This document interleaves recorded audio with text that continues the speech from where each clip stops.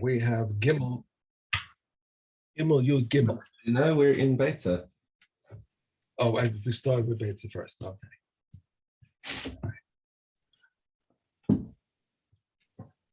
Go for it. Okay.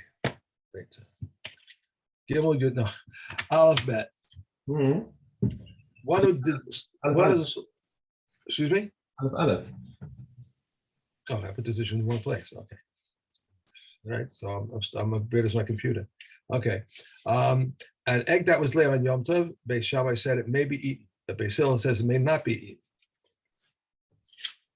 Beis Shammai says leavening the volume of an olive and chametz the volume of a date. But Beis Hillel says this is this or that the volume of an olive. Okay. One who slaughters a beast or a fowl on Yom Tov, Beis Shammai says he may dig with a spade and cover the blood, but Beis Hillel says he may not slaughter unless he had earth prepared from the day before. But they agreed that if he had already slaughtered, he should dig with a spade and cover the blood with earth. The ashes of a stove are considered prepared. Beis Shammai says we may not move the ladder from one dovecote to another, but may lean it from one window to another, and Beis Hillel permits. Beis Shammai says one should not take doves out of the dovecote on Yom Tov unless one had held them before Yom Tov. But Beis Hillel says he may stand and say this one and that one I will take. Okay. The translation is that he held them.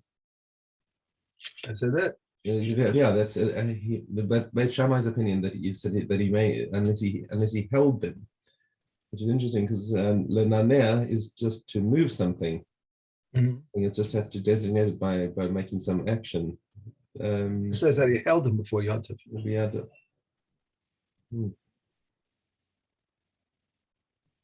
Okay, that's interesting. That doesn't seem to be the shat as far as I can read, but maybe somebody that's not, it's not for me to pick a fight with the Artscroll translator. All right, Mishna Dalet. Unless one, it said Beis Shammai feared that if one were permitted to designate the doves from Yom Tov solely by verbalizing, he's likely to change his mind upon taking them in his hand and scrutinizing them slowly on Yom Tov itself. Thus, he will have moved the doves needlessly. That's what you said yesterday. He may feel badly about looking at this dove and say, "Oh, he's so cute," and I saw him, So, okay. All right, Mishna Dalet. Zimen shechorim. So he's got a dovecote full of different types of birds. Okay, and he knows that on Erev Yom Tov he designated the black ones, whether according to Beis Hillel that you just have to say it verbally, or Beis Shammai that you actually have to move them. Or Matzah Levanim, and he comes to the box where he was expecting to find them, and he finds two white birds, or vice versa, Levanim or Matzah Shechorim.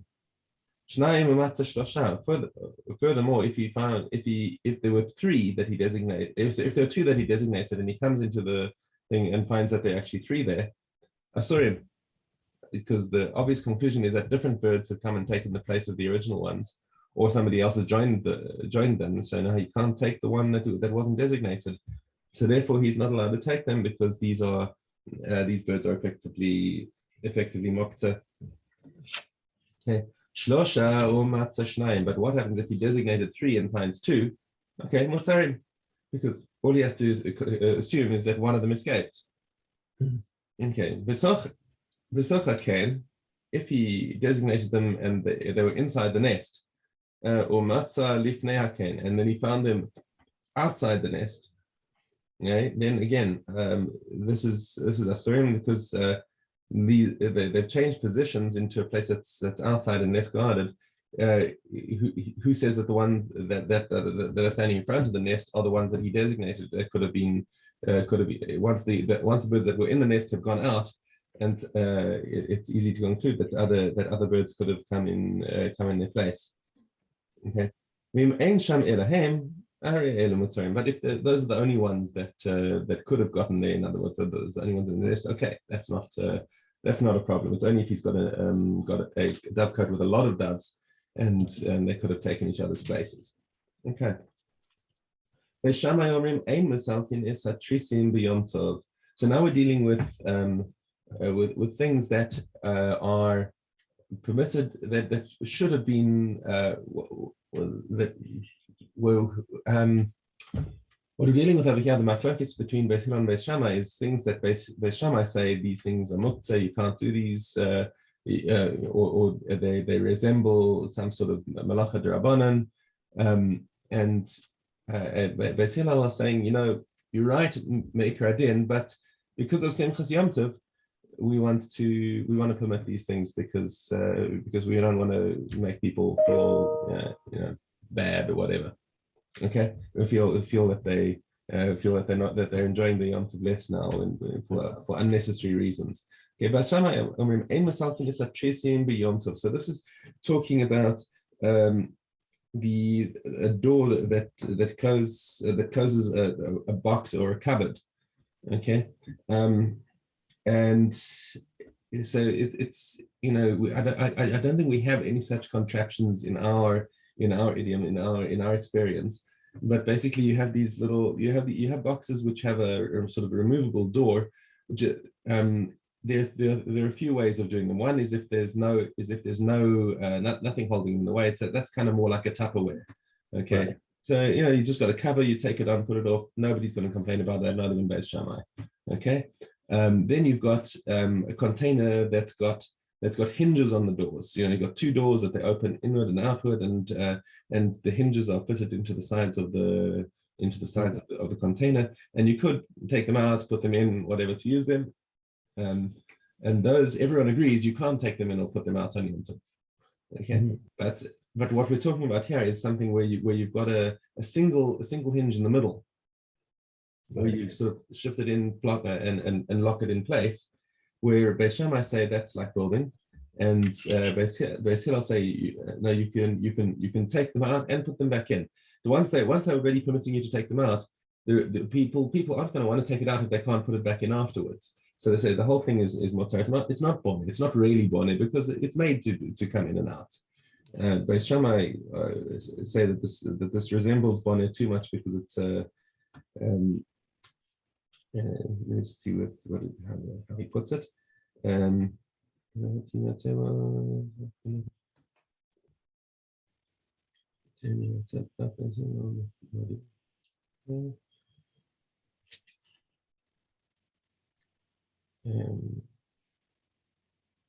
the only my focus is talking about when there's a single hinge in the middle that holds in place, and right, so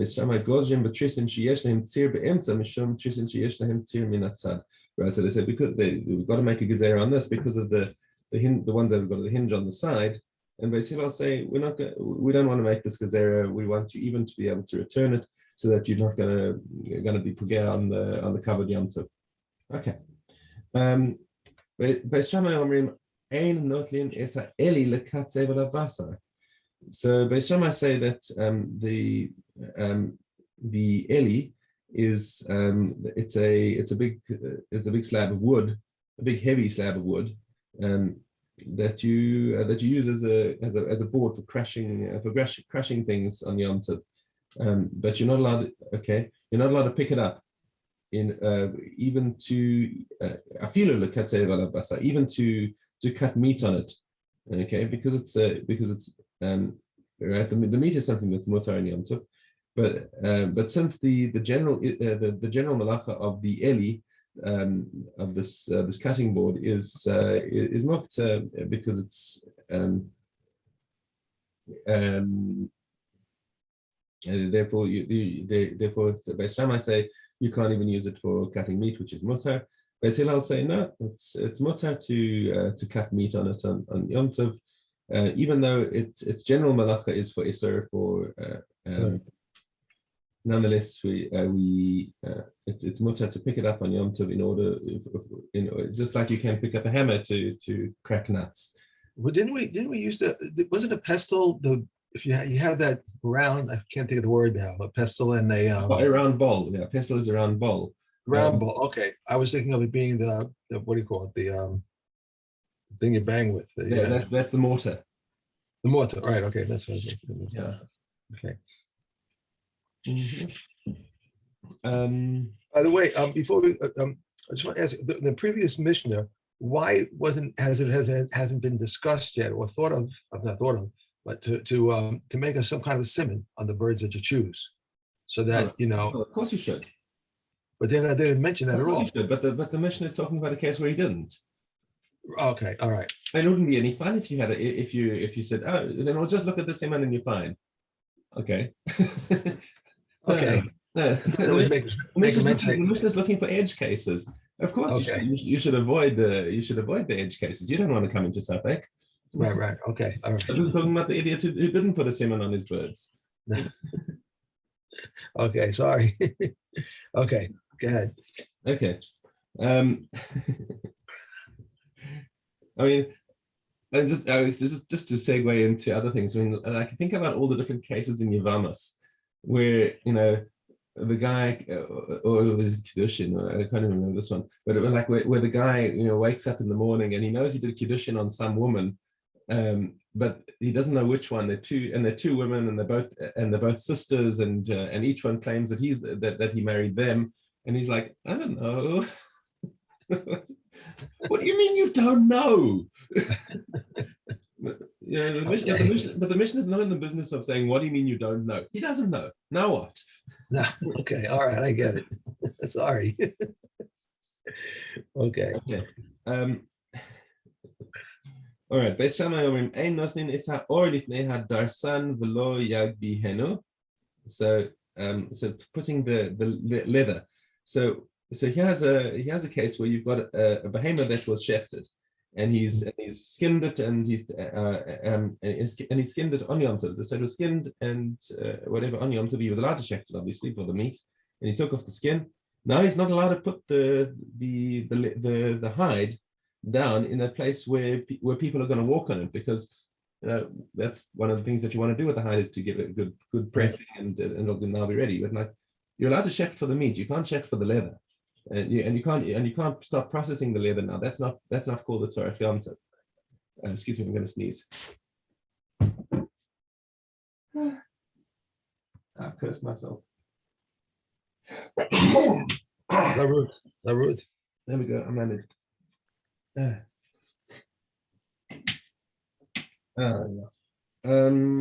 Right. So we're saying that you're not allowed to put it down in a place where people are going to trample it, because it looks like you're preparing the leather for processing. Okay, and you can't even pick it up, says Beis Shammai, after it's been skinned from the animal, because now it's moktzah, right? You can't do anything with this skin. Okay, unless it's got some meat still clinging to it. In which case, okay, that's legit. You can pick it up because you want to cut the meat off the leather. At least the kazayis makes it interesting. Okay. Well, Beis Hillel matirin. They say not only can you pick up the leather even if it doesn't have meat attached, and you can spread it out in a place where people are walking. Okay. So what's the reason? It says the Gemara. Because if you don't permit them to pick it up and spread out the leather, then he's going to say, well, then I don't want to shecht this animal, because now I'm going to lose the leather then. I've got a nice cow. I want to shecht it for Yom Tov, but I don't want to lose the leather. I'd rather shecht it on a weekday, and then I can deal with the leather as I see fit. So that Beis Hillel said, no, okay, give them permission so that they'll rather they should shecht it on Yom Tov and have the simchas Yom Tov. Okay. Beis Shammai omrim ein motziin lo es hakatan v'lo es halula v'lo es hasefer Torah l'rishas harabim u'beis Hillel matirin. Okay. They're saying they're talking about on Yom Tov. Okay. So we're not talking about this. So l'tzorech Yom Tov l'ochel nefesh, you're allowed to do hotzah. Okay. So they're saying, but you can't take a small child or a lulav or a Sefer Torah, even if there's a tzorech mitzvah into the Rishas Harabim, because according to Beis Shammai, the whole idea of ochel nefesh is only for food, literally ochel nefesh. It's only if you're preparing food. Whereas the whole idea of Beis Hillel is that ochel nefesh has also got a mitoch. Since it's mutar for ochel nefesh, it's also mutar for any other tzorech. That's what he said, right? Okay, so that's the whole idea, which you see as a consistent machlokes between Beis Hillel and Beis Shammai. that Beis Hillel say mitoch, you're allowed to do any malacha At all. for a need of Yom Tov, not just for food, literally. Okay. Mishna Vav, Beis Shammai Omrin Ein Molichin Chala Umatanas LaKohen BeYom Tov Bein Shehurmu Me'eresh Bein Shehurmu Me'hayom. Says Beis Shammai, you're not allowed to take challah and matanos and other matanos to the kohen on Yom Tov, right? Whether they had been separated yesterday or whether they were separated on Yom Tov itself. What's the reason?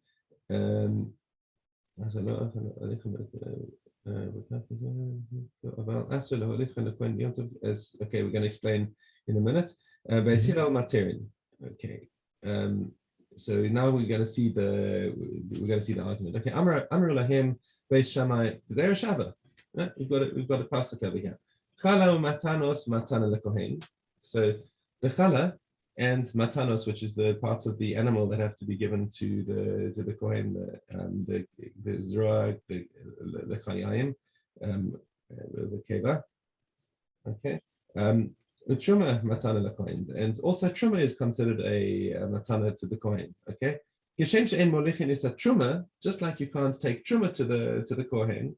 And now, why can't you take truma to the kohen? Because you're not allowed to separate truma and masras on Yom Tov. Okay, so if you had tevel, you can't now separate it because you're making a tikkun on the food.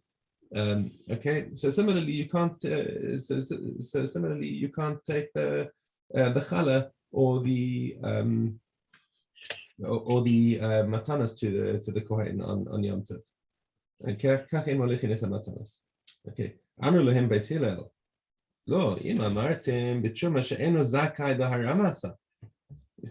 That's you're making a comparison with truma, in which eno zakai b'haramasa.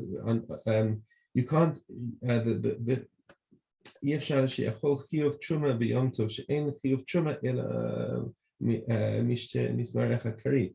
Okay. The chiyuv erev Yom Tov harei just sorry, I'm just reading the parish again.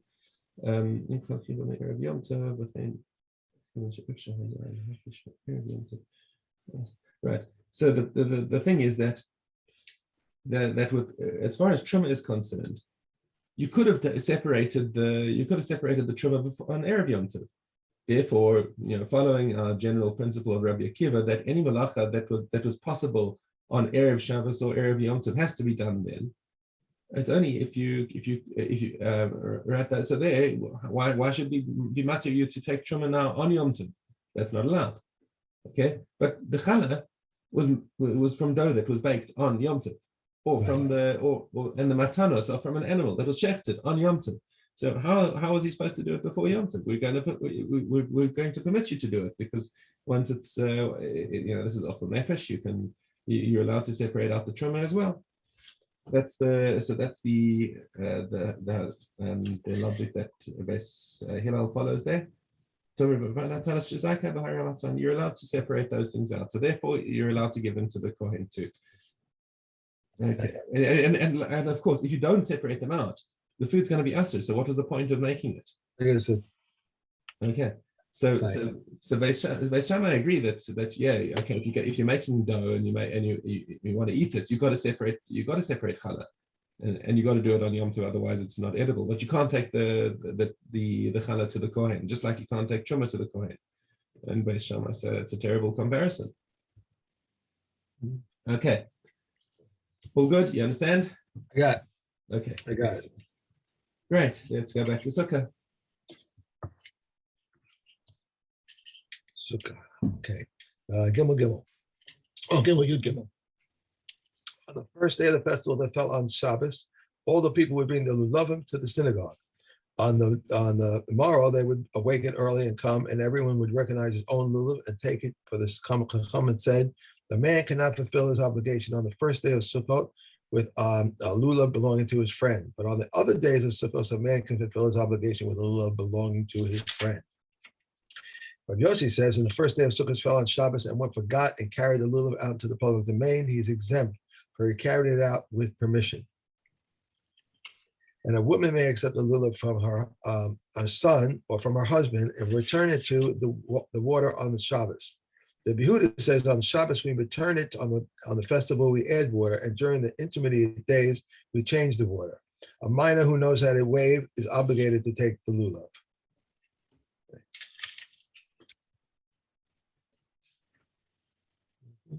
Okay, next up is Yoma Aleph Daled.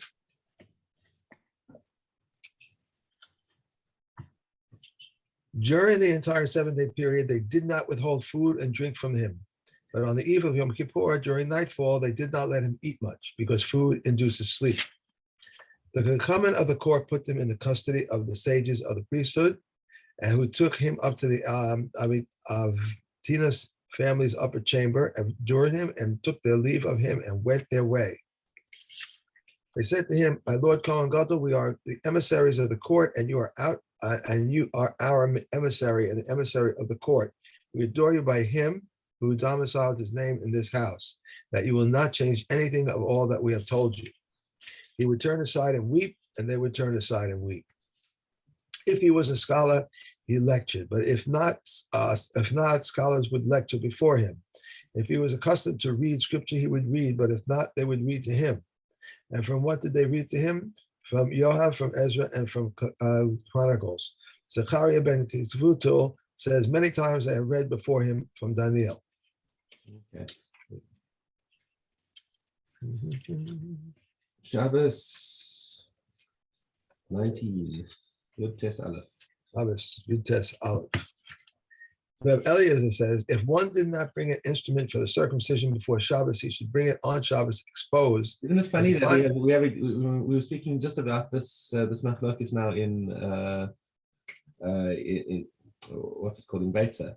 We're talking about before Yom Tov, and Rabbi Eliezer is showing he's the minority opinion that says that that even on Shabbos you can do it. Okay, go ahead. And if it's before the Shabbos, he should bring it on Shabbos exposed, and in times of danger, he should cover it in the presence of witnesses. Furthermore, said Reb Eliezer, we may fell trees in order to make charcoal to form an iron instrument. But Rabbi Akiva stated a rule: any work that can be done before Shabbos does not override Shabbos, but any work that cannot be done before Shabbos does override Shabbos. We may perform all the necessities of circumcision on Shabbos. We may circumcise, uncover the corona, draw the blood, place a bandage and cumin upon it. If we did not crush the cumin before Shabbos, he may chew it with his teeth and apply it. If we did not vigorously mix wine and oil before Shabbos, each one should be added to the bowl by itself. We may not fashion a shirt-like bandage for it, but we may not wrap a piece of cloth around it. If he did not prepare before Shabbos, he may wrap it around his finger and bring it even from another courtyard. Okay. One more. We may bathe the infant both prior to the circumcision and following the circumcision, and we may sprinkle water upon him by hand, but not with a utensil. Elazar ben Azariah says we may bathe the infant on the 3rd day following the circumcision when it occurs on Shabbos, as it is said, and it came to pass on the 3rd day when they were in pain. Questionable one of an androgen, we may not violate Shabbos on his behalf, and Rabbi Yehuda says, however, permits it in the case of an androgen. Okay.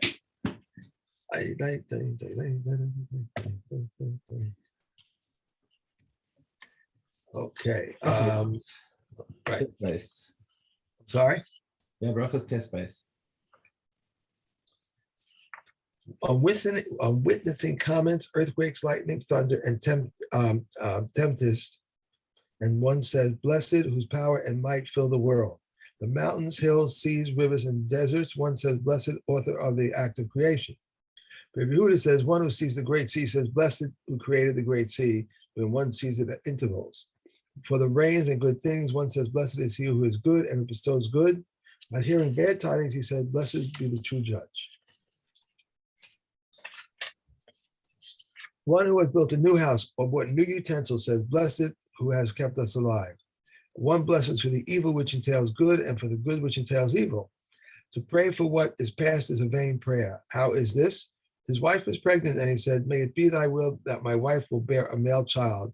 This is a vain prayer. He was coming from a journey and heard a cry of anguish in the city and said, may it be a will that these are not the members of my household. This is a vain prayer. Whoever enters a walled city recites two prayers, one for entering and one for leaving. And Azai says four, when he enters and two when leaving. And one gives thanks and for the past and supplicates for the future. Okay. We are at Midos. Midos, okay, base. All those entering the temple enter toward the right and circle and exit toward the left, except for the one for one to whom something adverse occurred. For he would circle toward the left. And why are you circling toward the left? Because I am a mourner. May the one who dwells in this house comfort you.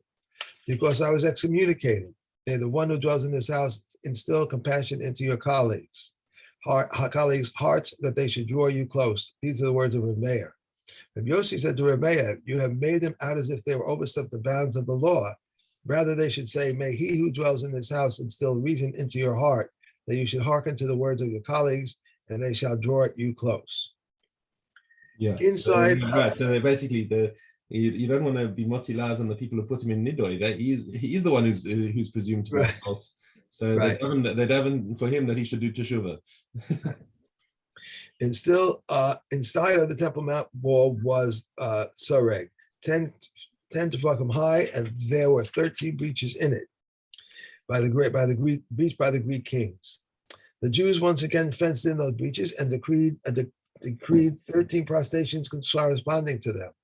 Inside the Sareg was the Kel, 10 amos long, and there were 12 steps there. The height of each step half an amma, and its tread half an amma.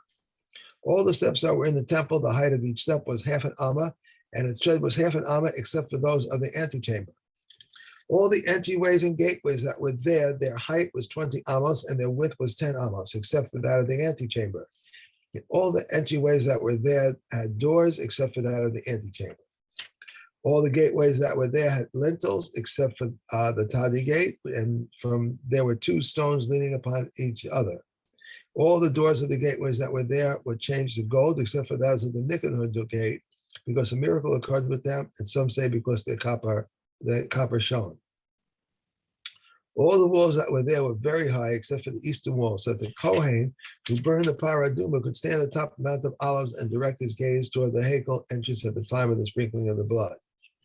Let's see.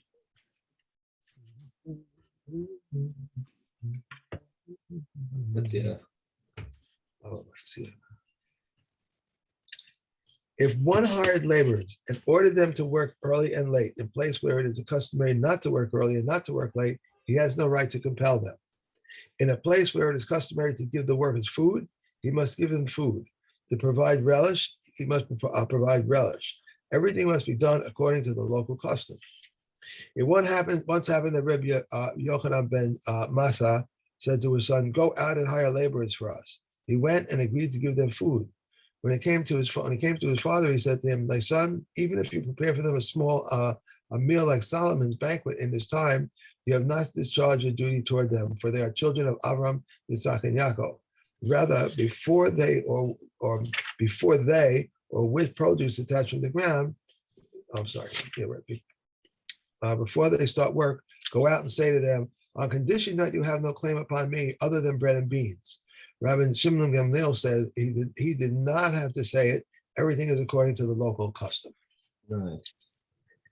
These may eat by virtue of the law of the Torah. One who works with produce attached to the ground at the time of the completion of the work, or with produce attached to the ground when its work is not yet completed, with something that grows from the ground.